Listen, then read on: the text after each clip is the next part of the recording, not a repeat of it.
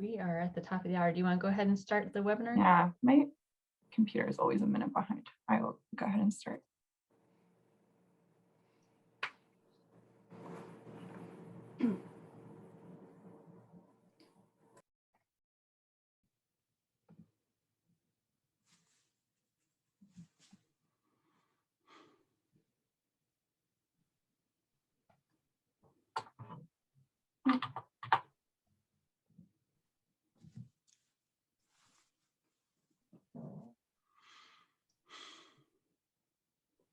Okay, I'm gonna go ahead and get started while people continue to join.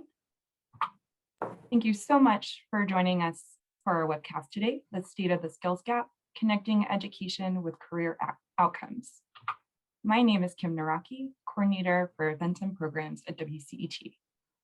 As we go through today, if you have any questions, please enter them into the question box and we'll get to them during the Q&A portion. Sometimes if you put them in chat, we do lose track of them, so please be sure to use the Q&A box at the bottom of your screen. We are recording and we'll share that with you by the end of the week. We'll post a link to the slides so you can download those if you like, and you can follow our Twitter back channel using the hashtag WCETwebcast. Today's webcast is hosted in partnership with our friends at Wiley Education Services. They introduce us to today's panelists and we are grateful for their partnership and support. I also want to acknowledge our sponsor Vitak for making captioning available during the webcast. You can access those if you're interested. Again, if you have any questions, enter them into the Q&A and we'll get to those when it's time. I'd like to introduce you to our moderator for today's webcast, who is probably a familiar face if you've been to other WCET events. Megan Raymond, WCET's Senior Director of Programs and Membership. Over to you, Hi, Megan. everybody. Thank you, Kim, and thank you everyone for being here today. We really appreciate the participation and we look forward to the discussion and then the Q&A towards the end. So if this is your first WCET webcast, we're so glad to have you here. And if you're a familiar face, it's also good to see you too. I am the Senior Director of Programs and Membership, and I've been with WCET. I'm just coming up on my 14th anniversary, so it's hard to believe it's been such a long and fun journey. But the best part of my job is that I get to connect with really smart people doing amazing work across the country. And we even have members in Australia and Canada. So globally, I get to connect with really smart people. We have several of those people on with us today, and I'd like to go ahead and call on them to do a self-introduction. We'll start with Dr. Mark Austin, the Executive Director of Professional Education, and he's with Mason University. Excuse me. Mark. Yeah, thank you. I really appreciate spending time with you today. I'm Mark Austin, Executive Director for Academic Innovation and New Ventures at George Mason, and I oversee a number of different areas, in particular continuing and professional education. Excellent. And Dr. Deb Volzer, Senior Director of State and Workforce Development at Wiley. Hi, everybody. I'm excited to be here today. I've worked with Wiley and our engagement with state and workforce agencies across the country. Excellent. And David? Yeah, hi, David Capranis. I'm our Director of Market Strategy and Research. What I really like about my job is partnering with institutions, governments, other actors to help design and deploy their learning strategies. Excellent. And Marty, have you made it back to make an appearance yet? I'm here if you guys can see me. Excellent, yes. So thank you. I'm Dr. Marty Leathers. I am the Director of Workforce Development for the state of Missouri. Really glad to be here and to be a part of the conversation today. Excellent. Thank you. Well, Deb, let's go ahead and have you kick it off. Sure. Well, thank you, Megan, for getting us all introduced. And we're excited to discuss our findings on the current state of the skills gap and its impact on corporations' critical business goals. But before we start, just to provide you a little context in case you aren't familiar with Wiley, we are a 200-year-old family-owned company who has remained dedicated to supporting education and research, bringing to bear our expertise and working collaboratively with our employer and education partners as a bridge to create better workforce outcomes to unlock human potential through the power of education. So what I'm excited to present on today is the methodology of our most recent research study. And this is the third of our 3 projects. But before I begin, one of the things that I want to make sure that we do is that we make sure that we're using the same definition to the term skills gap. The findings that David and I will be presenting today are based on the definition that the skills gap is skills employers seek that do not match with the skills that current job seekers possess. So with that definition in mind, let's get started. So is there evidence that a skills gap exists and that gap continues to widen? For this research project and this survey sample, like we did in 2018 and 2019, we surveyed 600 US full-time HR and learning development leaders who have decision-making authority to determine if the skills gap is meaningful to them. The breakdown of response rates included a 15% engagement from C-level or executive level. The larger majority of respondents, about 60%, were senior, managerial, or supervisory levels, and the remaining 26% are employees with no supervisory responsibilities. And for this past research, it was really important for us to gain a deeper understanding of how the different constituents within the corporate structure are perceiving and responding to the skills gap, their understanding of the role of education, how education benefits mitigate the skills gap, and at what level, if any, companies are incorporating education and training as part of their strategic plan. So let's talk about who we engaged. Company respondents were from a diverse range of industry sectors. And in fact, we broke them down into 12 categories. And they ranged from technology, education, financial services, and insurance, healthcare, retail, manufacturing. And of these industry sectors, the technology sector provided the most response rate, and they comprised about 25%, with the other industries hovering somewhere between 2 and 10%. Those sectors with the lowest response rate were hospitality, telecommunications, and nonprofit. Also, we should note the company size. So 59% of the company respondents came from companies employing fewer than 1,000 up to 10,000 employees. 28% were from companies with 10,000 to 50,000 employees. And 12% of respondents came from companies with more than 50,000 employees. So David's going to go into more detail in just a minute, but we can tell you with great confidence what hasn't changed over the past 3 research projects. That is that there is the belief that the skills gap is real, and that companies believe this gap is impacting their hiring process and their talent mobility within the organization. And what I can also tell you with confidence is that companies are shifting, and somewhat significantly, the types of education used for hiring and training to upskill, reskill, and right skill their incumbent workforce. And this is why we're really excited to have this conversation today and bring experts like Marty and Mark into the discussion. But before we engage Marty and Mark, I'm going to turn it over to my colleague David to discuss a few of our key findings from the recent research. Yeah, thanks for that, Deb. So we, like Deb said, like part of what we were doing is trying to get into these organizations and understand a little bit about what their needs are and how they're addressing those needs. And so one of the first questions we asked are, what are the skills that are most in demand? And obviously this is aggregated data. So for a given profession or something, you're going to have different skills, but at a broad scale, these are sort of the most in-demand skills. And what we tried to do is group them by hard skill and soft skill. And part of the reason we did that was, what we're finding more and more is these hard skills have a really short kind of half-life to them, whereas the soft skills can carry you through your entire career. So understanding refresh rates and the need for upskilling and things like that is part of the reason why we separate these 2 groups out.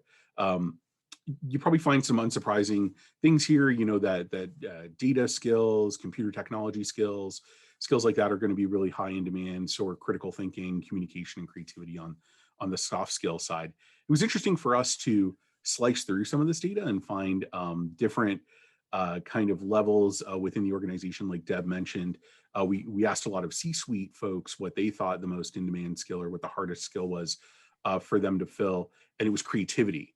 So there's some variance between where you are in the org and what you are looking to pick up, but generally speaking, these are sort of the more in-demand type skills. Megan, if we can go to the next slide, getting a layer deeper into the data, one of the things that we wanted to understand was how are attitudes changing over time around different ways of evaluating those skills, right? So how do you as an employer evaluate whether a potential employee has that communication skill, that creativity skill, or maybe that, kind of hard technical skill that you're looking for? And unsurprisingly, we find that the degree is still king, right? It's not unseated. We're still largely looking at the degree being sort of the coin of the realm to be able to, demonstrate that you've got these skills. But what's interesting to us is just the real acceleration towards more acceptance of, industry certifications and digital badges and some of these other kind of micro credentials, that we offer that are below the degree and sometimes even below the credit hour. We also found that when we looked at how effective the different learning techniques were, similarly, the companies are saying, hey, go to the university. We'll give you tuition reimbursement. We'll give you maybe a discount at a university. That's a good place for you to go and do your learning. But as you go down that list, they're almost equally as interested in boot camps and alternative types of ways of learning, these apprenticeships, things along those lines, on the job training, increasingly getting more interest. And I think that's something that Marty will likely talk a lot about too. So if we go to the next slide here, Megan.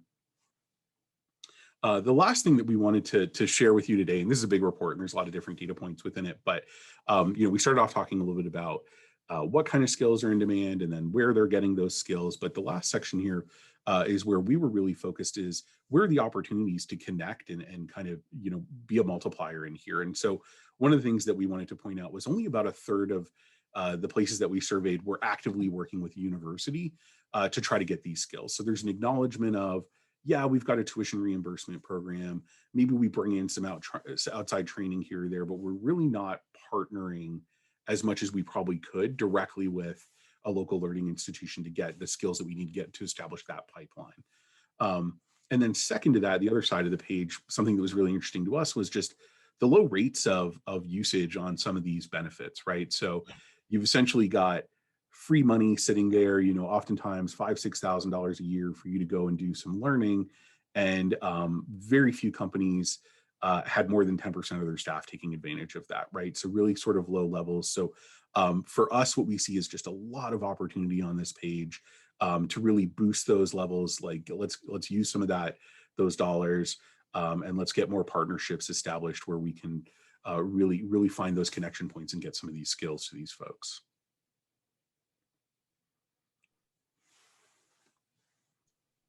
Excellent. Well, thank you so much for sharing that information and insights. And as you can see in the chat, there's a link to the full report there. And I really enjoyed looking at it. I thought it was just enough deep data and insights without being too overwhelming. So you could really grab onto some key points and takeaways.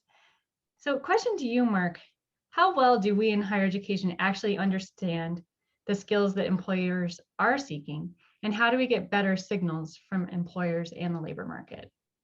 Yeah, no, thank you. I think that's a great question. I thought this report was also very interesting. I think the skills gap has only gotten greater. And so being able to work with employers to understand what those skills are, how are they defined, what are the jobs associated to those skills, really help as a university align our curriculum to the changes in the marketplace.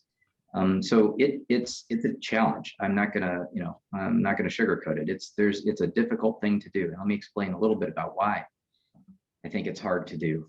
Sometimes it's difficult to get a single employer to say, okay, here are the skills that I need. Let me line them up for you.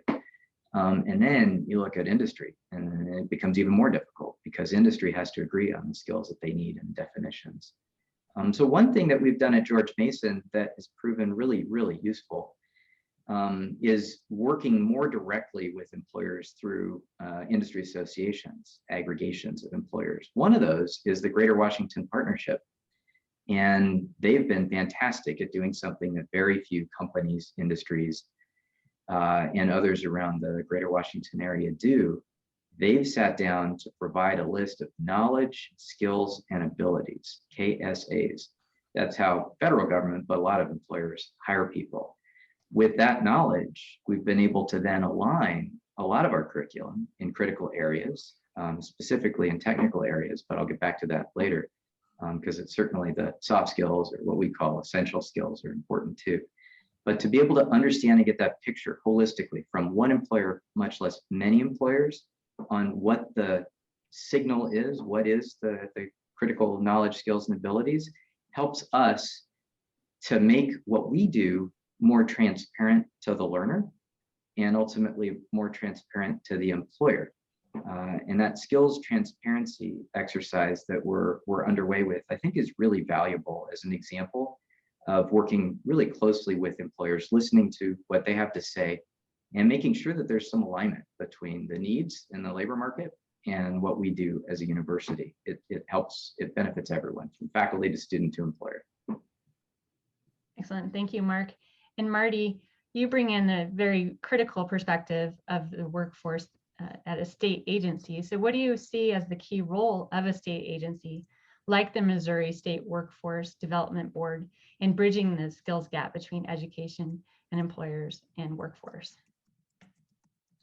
Thanks, Megan. Yeah, for us, this report was extremely intriguing, and I love seeing some of the data and seeing how the data is updated, because this data has to be refreshed on a pretty routine basis. I think that's what, kudos to this team for pulling that report together, because even 12 months ago, if we were looking at data, it's outdated. And so this is data that we really need to have some, because the social contract with work is changing. And yes, the pandemic has accelerated what was already happening before the pandemic. But state agencies like ours, we work at the nexus of education and employment, right? Our whole job is to connect those two things together and to really focus on how do we help our citizens access sustainable employment, and which leads to things like family sustaining wages and a life of dignity and economic prosperity.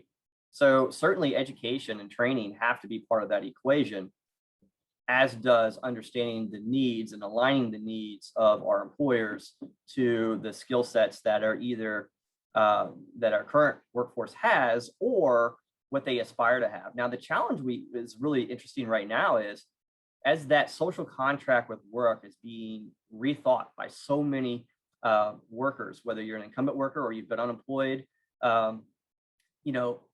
this new focus is thinking about, I was okay in this job maybe for a decade, but now I'm no longer comfortable in this job. Mm-hmm. Or, I was content with my associate's degree being, in a supervisory role, but now I really understand I need to move forward because that's not sustainable. And the pandemic taught me a lot. Or, you know what, life's too short, so I'm going to retire because maybe I stuck around a little longer than before. So now it creates this gap where all of our middle managers are moving up and we have an entry level gap. Skills have to deal with all of that, right? So what skills do we need on the top end and the bottom end and middle end to make sure that we can help that natural cycle occur in our workforce system? And so that's what we're thinking about all the time. And it's that alignment. I love to talk about micro credentials. I love to talk about industry recognized credentials, which is a federal term that we use to say that these are things that the federal government says we can use our money on, but also that employers have agreed to take. We spend a lot of energy in apprenticeship and pre-apprenticeship programs, all registered programs.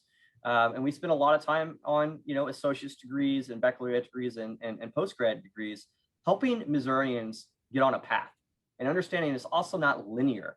It's not, I graduate high school at 18 and then I go to maybe a 2-year and then a 4-year and then I get my master's degree. But maybe I'm 24, I'm 29, or I'm 36, and now I'm coming back into school because I want to finish out my degree or I want to move to another career. And so those are the things that we're thinking about that we have to navigate really from age 16 up to age 65, helping individuals navigate the workforce through accessing more skills. And I saw a question here about LinkedIn and LinkedIn Learning, and Dr. Bolzer gave a good response.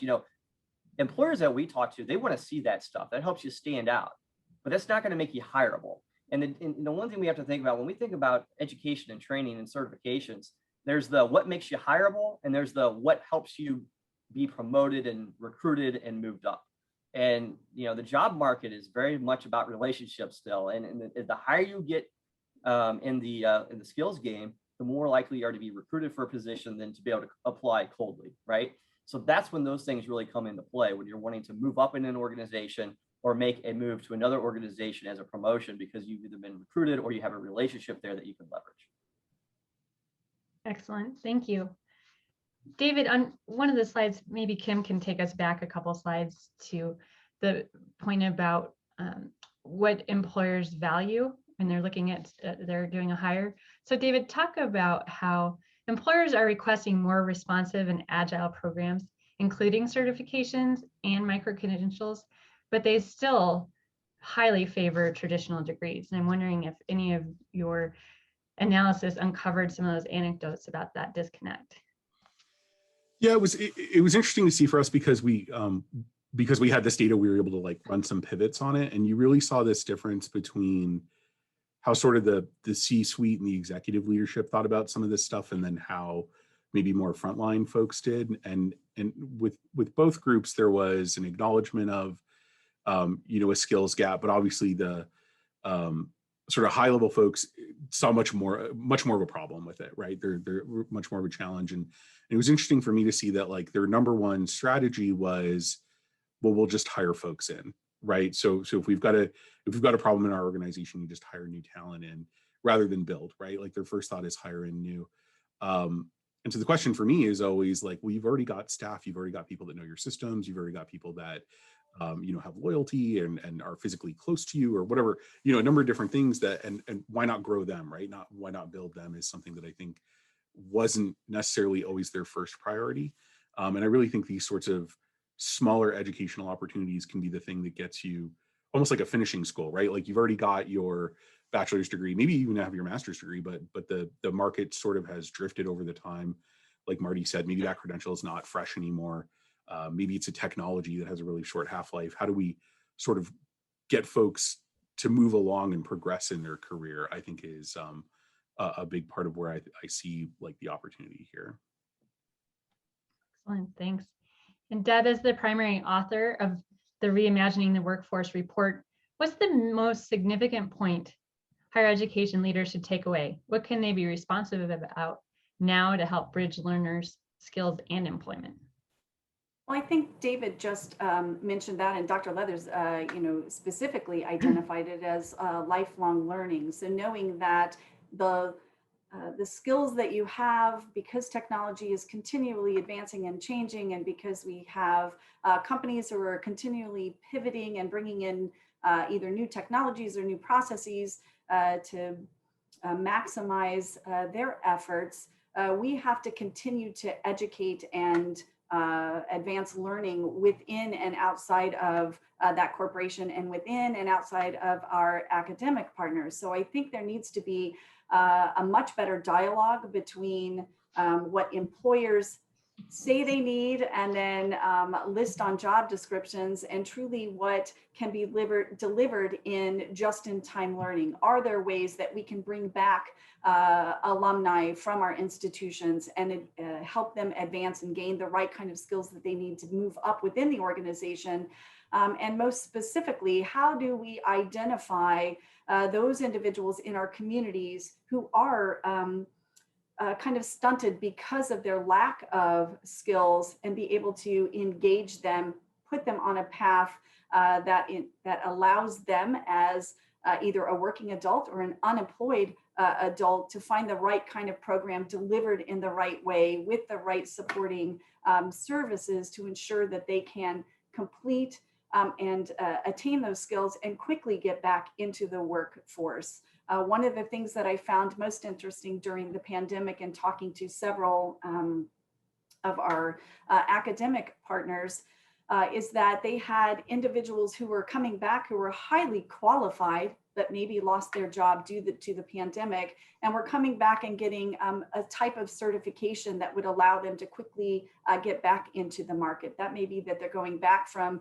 having a bachelor's degree and securing a certification from one of the local community colleges, or it may be someone who has a baccalaureate degree who's or a master's degree who's coming back in for a master's certification that helps them pivot into new and open roles. So I think one of it is really understanding the needs of your immediate community, your regional community, and across a state, what are the skills that employers are seeking, and how can you help individuals engage in a more timely manner to gain those skills. Excellent. And Mark, this next question leads from Deb's points, but often graduates have great skills and they're in demand, but they just don't know how to articulate how those skills translate and apply. How can we in higher education help learners identify and highlight those skills? Yeah, I think it's so important. Before I answer that question, I do want to come back to a comment that I've seen across some of the chat in general. Is it degrees or is it micro-credentials? The answer is both. You need both. They're both indicators of performance and skill and ability that employers use as signals. And we are in a world of lifelong learning. And so a university or higher ed institution, community college, should never just be seen as a place you come to once, spend a couple of years and go off. You really should come back and continually retool, upskill, retrain, and use the resources that universities and community colleges can provide to help you continue your career. Career isn't usually done after just one degree. So to your question around how to make skills specifically more visible, this is a really important part of our discussion. First off, skills are difficult to define. People don't always agree on the definition of a skill. And I think what's really challenging for an undergrad in particular, so I'll come back to maybe the degree holder, but for the undergrad, what do? You go through your college experience and you take some courses and you get a grade and maybe you get some credits. And when you're done, you get a transcript and a degree. And how do you use that transcript to get a job? Well, not all employers ask you for a transcript, some do, but you'd look back at your transcript and say, gee, I don't really remember what that course was all about, or gosh, what did that course contain that was valuable for me to explain to an employer? So one of the areas that a lot of us are working on in higher education, not just Mason, is to map skills and align those skills to courses. Because we know that the faculty are busy building great courses that are designed to train and develop people for their futures and for the future of the country, but they don't necessarily explain specifically what skills you just acquired as a result of taking my course. So at Mason, we're not only mapping skills, but we're also building a concept called the skills transcript that is designed to highlight to a student not only the grade and credits and other things, but the skills that they acquired in their major. This turns out to be a really helpful tool for helping students decide on which major they want, because it relates to a certain set of skills that relate to a certain job. But it ultimately provides them with a tool, no matter where they are in their educational process, that allows them to articulate, what did I get in this course? What's the hard return on my investment in form of skills? And the most important thing, to prepare them for the interview. Because when they walk into the interview, maybe they've got a resume that says, here's a skill, project management. What did that project management skill mean? How did I learn that skill? And so they're at a disadvantage when they walk into an interview and they say, yeah, I took a course and it involved project management. That's it. And that's the end. They don't really demonstrate that they understand what it took to build the skills and competencies associated to project management so that they can get that job.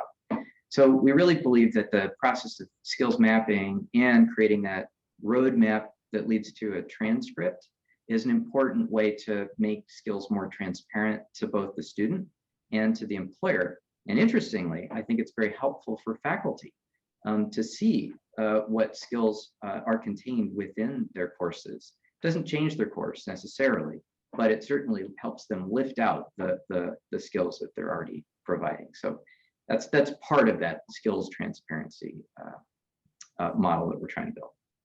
Yeah, excellent. And I'd love to learn more about that. So I'll be following up. Marty, this is a question for you. There's growing momentum, and there's some really effective apprenticeships in process right now. How can higher education identify partners and some pointers on effective implementation? Yeah, absolutely. There's a lot of energy around apprenticeships. I'm certainly extremely passionate about apprenticeship programs, and I know we think of apprenticeship programs as maybe kind of the older model where it was really just our skilled trades, and it was about articulation agreements between our labor management organizations and predominantly community colleges, but also some universities to articulate back completed apprentices to receive some certifications or even degrees. But the model's really changed quite a bit in the last 6 years. Missouri has been really aggressive and very successful in modernizing and expanding apprenticeships. We're very intentional about saying modernizing and expanding, because while we still follow a registered apprenticeship model, meaning an apprenticeship is an apprenticeship and not anything else, it has to hit those requirements. For instance, if you're an apprentice, you're employed day one, bottom line. So you can't be an apprentice if you're not employed. That's really important, because a lot of the job seekers that we work with are coming to us. They need to earn and learn model. They aren't in a position where they can just go to school. So apprenticeship affords that and offers that opportunity to be working, but also learning. Those programs have to be at least 12 months long, or 2,080 hours of on-the-job learning, and 144 hours of what's called related training and instruction. Guess who has to deliver that related training and instruction, which is a requirement of an apprenticeship? It has to be our colleges or universities. Yes, it can be third-party providers, but I can tell you in Missouri, we lean heavily on our community colleges and our universities to do that. Now, I come from a community college background, and I helped design, it's probably going to be an arrogant statement, I don't mean it to be that way, but I helped design the first community college system apprenticeship certification program in the country about 6 years ago. Missouri Community College Association put that together. And we did that because we wanted to have common framework and common curriculum across our 13 community colleges that would serve advanced manufacturing, construction, IT, healthcare, et cetera, and develop these recognized apprenticeship programs that you could take across the state. That model was important because it put education at the center. So education had to sit down, and I love the chat. And we're having great talks about how do you engage employers, and employers need to tell us what they need, and we all know they can't do that very well. They don't understand it. It really flips the model from when you're not just a training provider or an educator, but now you're a consultant, right? You're a solutions architect. You have to sit down with that employer and help them do the skills inventory, help them determine what their needs are. And then you can design an apprenticeship program, which, by the way, we have 60,000 standards out there nationwide. You just pull out of a database and you make some tweaks, right? And the curriculum's already built for you.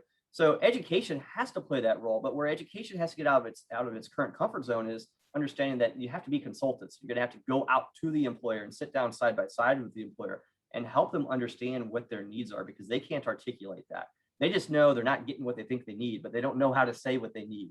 Apprenticeships are one way, not a silver bullet, but one way in which it creates that partnership. And now we've expanded into pre-apprenticeship programs, which again, it's not a pre-apprenticeship if it's not directly connected to a fully registered apprenticeship program, to say there's a lot of people who aren't qualifying. We talk to employers that say, you know what, we can't hire them because they're not ready yet, or they're not going to be successful in this registered apprenticeship because they're not ready yet. So now we're able to do kind of that outer layer, right?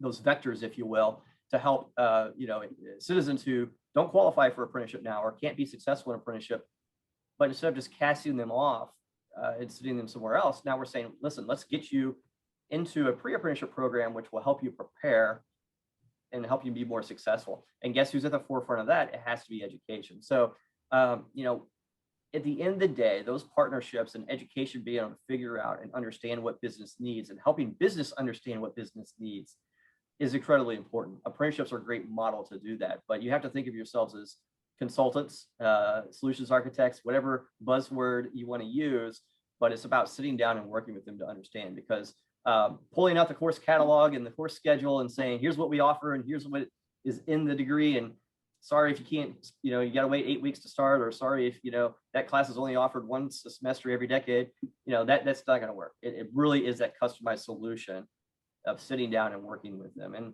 that can lead to a degree path, which can be more formalized, but it's the entry and the access and the starting point that makes the difference. I wanted to piggyback on this a little bit. It's interesting, in our data, we found that something like 1 out of 6 employers allowed tuition as a benefit, tuition reimbursement, that sort of thing, right when you got started, right? Usually they want you to wait 6 months or a year or something and really kind of prove yourself before you start learning. And it's really interesting to think about, Marty, like you were saying, this like learn and earn kind of model. I think a lot of the time when we think of an apprenticeship, we're thinking about a, really highly skilled kind of role, right? Something, maybe a trade or something along those lines. But I think there's also an opportunity for this to really help the unskilled market too, right? So there's we've seen some of the early examples of this with,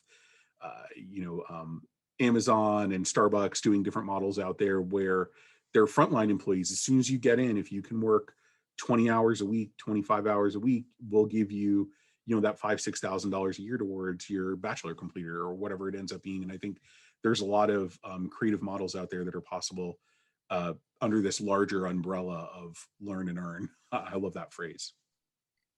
Excellent. Well, I had a few more questions, but the volume of questions in the Q&A is quickly snowballing. And we did inventory people when they registered to see if they had questions. So I'd like to propose that we try and get through the questions that are in the Q&A, and then we can follow up on those separately.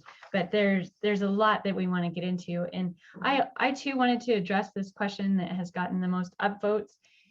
In this conversation, we didn't have a lot of time to dive into, the whole student and the whole learner. But the question from Bernard is there an implicit notion in this discussion that maybe degrees don't matter? Is it more certificate, selected competencies, et cetera? And the other flip side of that is, why is so much focus on these credentials? Are we just trying to teach learners to learn? I don't know who wants to take that. Yeah, let me take that for starters. It depends on the study that you look at, and you're looking at a skills study, but there's also earning studies. Those who receive degrees versus those who receive just a diploma. There's not a lot of data on micro-credentials yet. Will earn on average, and that's a big average, about $1 million more in their lifetime. That's historically true, and I imagine that will change. The gap between the diploma holder / micro-credential holder could ultimately change. It's hard to say. One of the other interesting pieces of data that we've looked at pretty hard is that many, if not most, of the formal micro-credential holders, and boy, there's a lot of micro-credentials out there, are generally degree holders. So that I'm sure that will also change. But what that sort of evokes is it's an and. It's not an either or question. That degrees are critically important, I think, for many. That micro-credentials are, in many respects, in my mind, the way we've thought about it is smaller units of learning that are more digestible over time, that either ramp you in to a degree, sort of the on-ramp into a degree, or importantly, an off-ramp. If you haven't been able to complete a degree, a micro-credential can be awfully handy as something of value for the time that you spent in a higher education institution or elsewhere. And then there's the lifelong learner who already has a degree or maybe didn't complete that needs to advance. And a smaller unit of learning that is more targeted around skills that are in demand, literally backed by an employer, is highly valuable.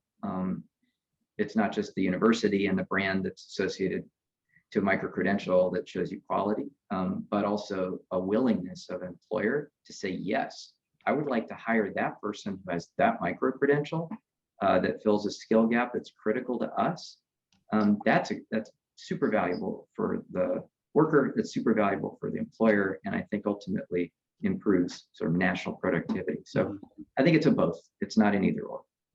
Mark, we do a lot of surveying directly of students too. Like this one obviously was more focused on employers and sort of the HR back office, kind of stuff. But when we ask students, how do you want to engage with your university moving forward? A really large amount of them tell them, I want to go back. I'm really excited to go back and get it.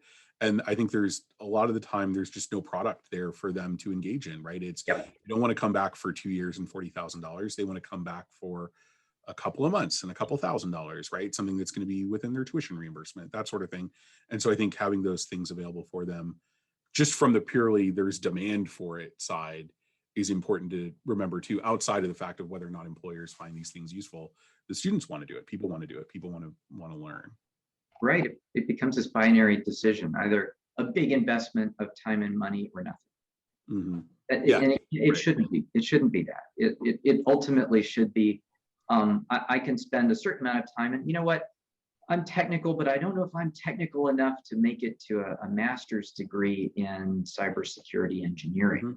So maybe if I took a micro credential to test out my abilities and skills in cyber, that could eventually lead to a master's degree, it's a great way to test whether or not it's a good use of my time and energy. So I agree. That is missing. And we hear the same thing from students: more relevance, more direct applicability, more experience, and something that paths me towards a degree that may take me a while to earn, but gives me an immediate return, not just a deferred return. Yeah, there's also the earned admissions part of this too, with where not really today's conversation, but some of these MOOC to credit pathways, some of these like certificate to credit pathways. I think it really opens up for folks that maybe took a meandering path in their undergrad and maybe don't have the best GPA, but they've got a lot of work experience and they're really ready to get to the next level. And or I've been in the military, I should be able to convert that experience to something that's relevant to what you do.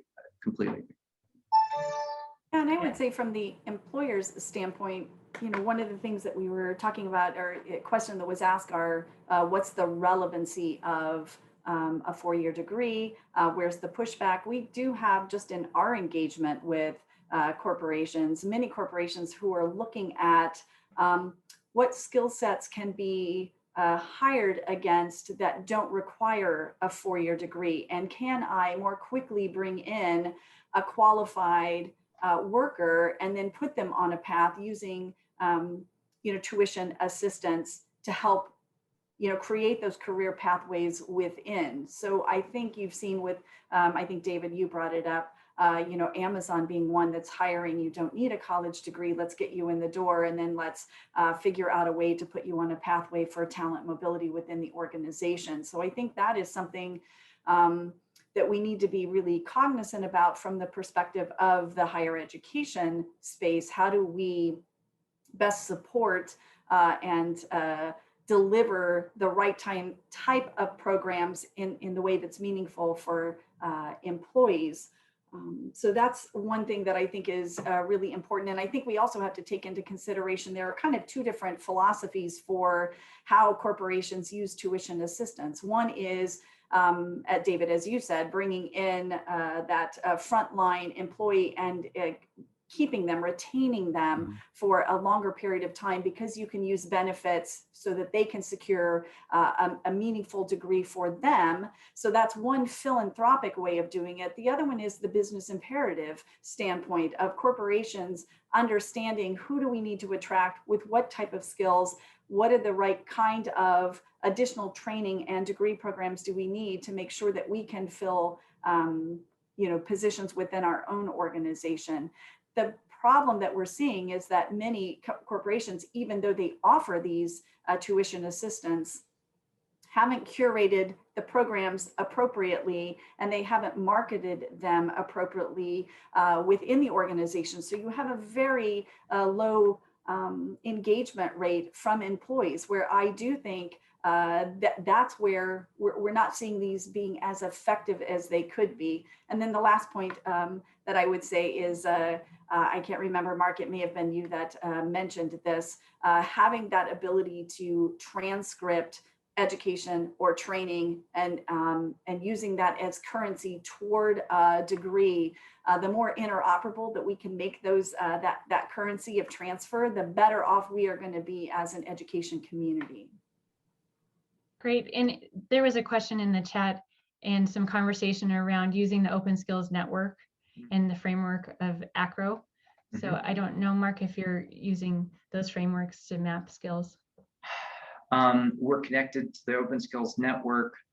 We haven't gotten quite as attached to the framework yet, but that's certainly something that we plan to do as the framework evolves. It takes a lot to build these frameworks, that's for sure. Yeah, I'm going to just drop the link into chat so that we have it there for people. And then, there's a few of these questions that I think could be webcasts on their own, including, do higher degrees really guarantee a greater career? So we're going to just table that for another discussion, but that's a great question. And I think we all have passionate feelings about it. I do want to jump into how, and David, I think you touched on this a little bit, but how do hard communication skills differ from hard soft skills?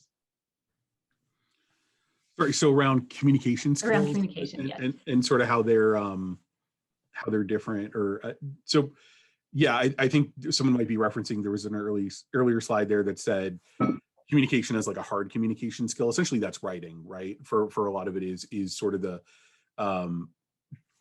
demonstrable sort of communication skills that you might have that you can sort of like prove in a really easy way. Communication is interesting though, because it pops up a lot on the other side, on sort of the soft skill side, in a lot of the different things around like collaboration and management and teamwork and leadership and all these other things. I think essentially at their core are communication skills. So like a hard communication skill is writing a press release, but a soft communication skill is like running a good meeting, things along those lines. That's probably where those breakdowns would be, as I see them. Excellent, thank you. Sorry, I didn't communicate that better. Yeah, no, I got it. Here's a question from Thomas Darcy, and he has lots of experience with this too, so I'd be curious if he has any comments in the chat. But what observations were made in terms of changing skills priorities associated with digital literacy, digital transformation, and the needs of industry? I don't know if it's Mark. Yeah, but I'm happy to jump in on that one. Just it's sort of the end of the story about the Greater Washington Partnership, because in our region, digital skills are critical. And there are two types of digital skills that we're building that alignment between KSAs and curriculum, and then micro-credentialing. That was one of the things I didn't mention. We're, through the GWP, we're building a micro-credential in digital technologies. And it's designed specifically for the liberal arts student, because right now we have so many engineers in our region that there's a limited pie. So how do we expand the pie of talent in our region? One way to do that is to upskill those in the liberal arts, those that have great communication skills, that have great team building skills, leadership skills, all the things that you normally associate with the liberal arts, and get them to talk digital. And so through that program, we created a micro-credential for the digital technology generalist. This is someone who's a liberal arts student who gets information security training, who gets statistical analysis, data visualization, and can now speak in digital terms. They're not deep coders. They're not going to be folks who you want to hire for your engineering team, but they're pretty much everyone you want to hire in the rest of your business, because they've got great communication skills or essential skills, along with some of the technical vocabulary and knowledge that they need to be effective in today's modern business world. So that's I think digital transformation is the buzzword around Washington, D.C. Every organization, federal and private, is going through some form of transformation and needs those digital skills. Yeah, to follow on Mark and to even underscore that, in Missouri right now, we have about 226,000 job postings. I get that number every day. That's one of the things I think about. And that, so I look at that, I look at how many Missourians are receiving an unemployment claim, which is about 412,000. And then I look at the, what is in the job postings. 79% of all of our job postings have the term Microsoft in them, whether it's Microsoft Office, Microsoft Excel, Microsoft Word. We have a significant skills mismatch when it comes to that. We think of a lot of people who are unemployed right now, who maybe were in positions that before the pandemic didn't require those digital skill sets, that now to go back to work need to have those digital skill sets. So we're focused very heavily on digital literacy here, and it's a national problem, it's a Missouri problem, it's a DC problem, it's an everywhere problem, like Mark says. We have to find a way to address that, because you know, even if you've been, I mean, even I'm a younger person at 38, and you know, just because I took Microsoft Access, you know, in my undergrad, which I, you know, completed in the mid 2000s, you know, 2005. If I got a job tomorrow with Microsoft Access, it doesn't mean I still know how to use Microsoft Access, because the technology has advanced so much. Plus, I just don't remember what the heck I did when I slept through that class.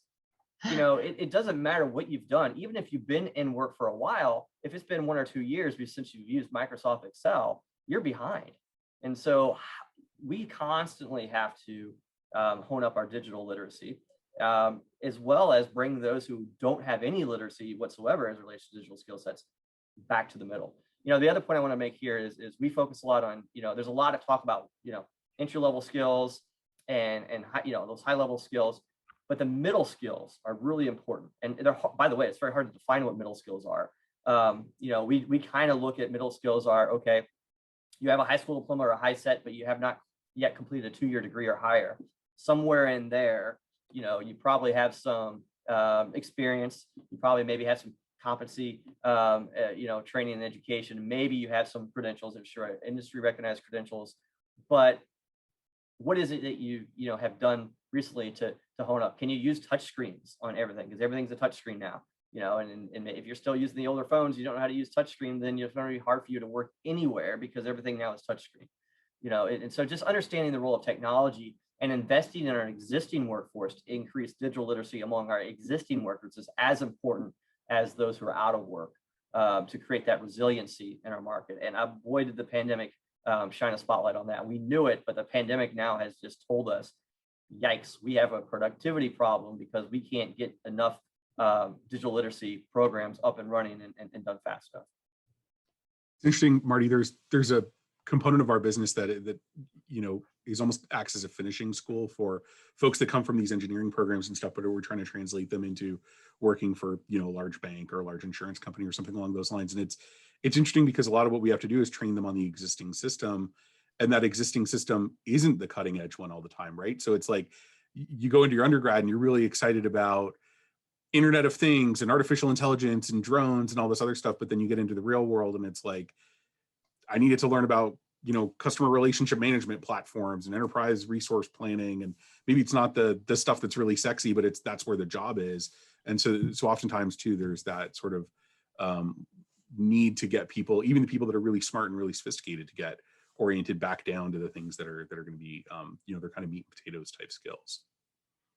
Excellent. Well, I'm going to jump in here. We have 27 more questions to get through. No, joking.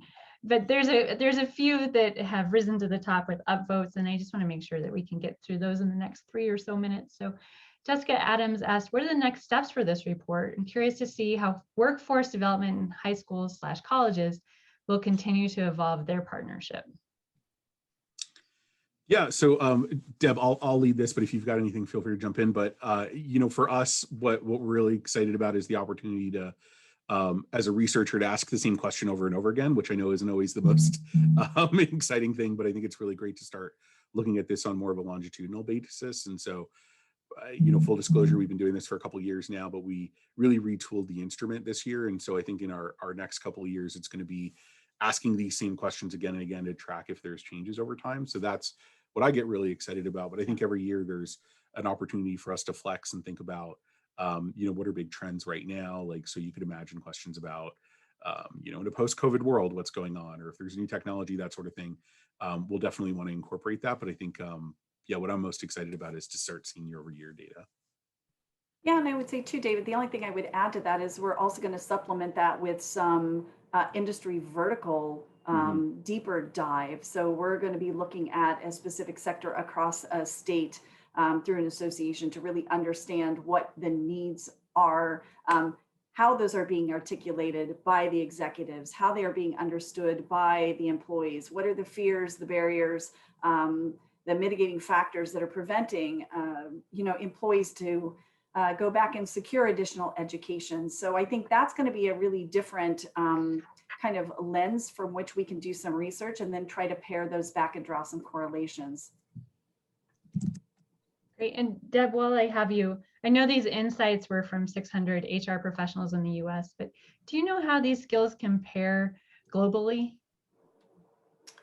You know, that would probably be a question for David more than for me. I haven't looked at it from a global perspective to see how these align.